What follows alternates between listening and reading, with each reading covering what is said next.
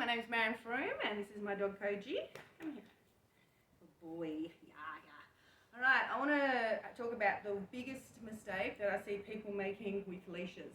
And a lot of dogs are leash reactive. One of the main reasons dogs are leash reactive and dogs are anxious is that we're constantly doing this.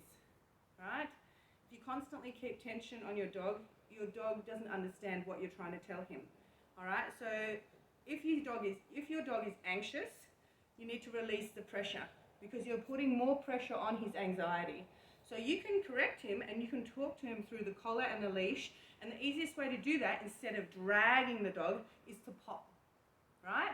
If you pop like this, the dog starts understanding there's some sort of communication. You can see that Koji came off the leash because that's how I've trained him. I've trained him with popping, not dragging, all right?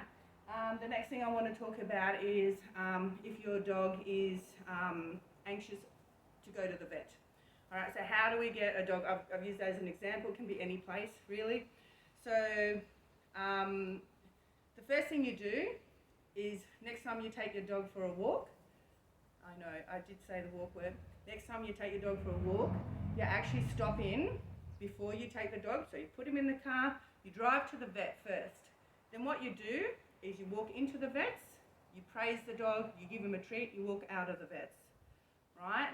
If it's at a point, so if your dog hates the vet so much that you're dragging him in, all right, how you go about fixing that is, okay, there's lots of resistance, right? You're here, you're standing your ground, you cannot give in to the dog, all right? So the dog's pulling and pulling, Koji won't pull, so I can't really demonstrate, so I'm just pretending that he's pulling. But say he's pulling and pulling, what you do is you put firm but light pressure on the leash, like this.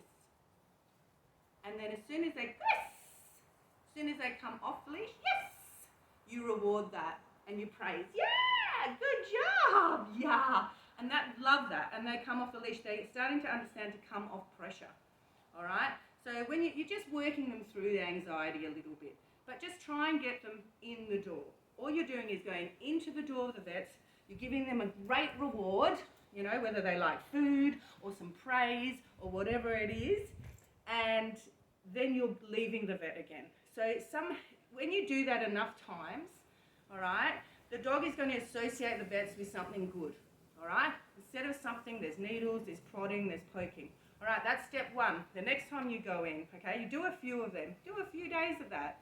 Then the next few days, you're going to go in, you're going to put the dog on the scale, you're going to take it off, you're going to leave again. You're going to praise the whole way through the process, whether it's, yeah, good job. See, he loves praise, right? He's not food orientated, but I can still reward him, all right? So that's the first move on him accepting the vet. Now, the next thing with anxious dogs is they don't like to be handled by other people. So what you're going to do during this period of time is when you're at home, you're going to be checking the dog. So come here, so people can say, good boy, stand. So he knows the stand command, all right? So looking, you're going to go through and you're going to look at his eyes and you're going to look in his ears. You're looking, good boy, good job. And you're going to be touching him like a vet does. It's much more accepting from you, right? Because he trusts you. And you're going to be grabbing his legs and you're going to be touching the paws, okay? And you're going to be lifting his tail, just looking, good boy. Yes, very good job. You did so good. You did. Yes, you did. And look how excited he is about the praise. So you can see there, I'm teaching him that we're just looking. It's all normal, and I'm putting a command to it. Yeah, okay, enough.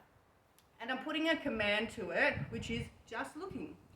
What this does is when you do go to the vet, you've already created a great, praisey environment, so the dog's happy to walk in. The next step is a stranger's going to handle him, all right? So how you can build up to this, you're doing it first, then you're going to get a friend to feel him over. You're going to make him stand, good boy, and you're going to hold his head like this while the person looks over him. And you're just going to say, just looking. Now the reason I say hold his head, because anxious dogs will bite if they're anxious enough. But that way he gets used to you holding his head, stand, yeah, you know, while someone else is looking, you know, and they're going to grab him and touch him, and that's your next step. So now, break, good boy. So now you've had a person look over him. So what you do with dogs, to get them through an anxious moment, through an anxious moment is you break it into smaller pieces so that they understand each stage of it is fine.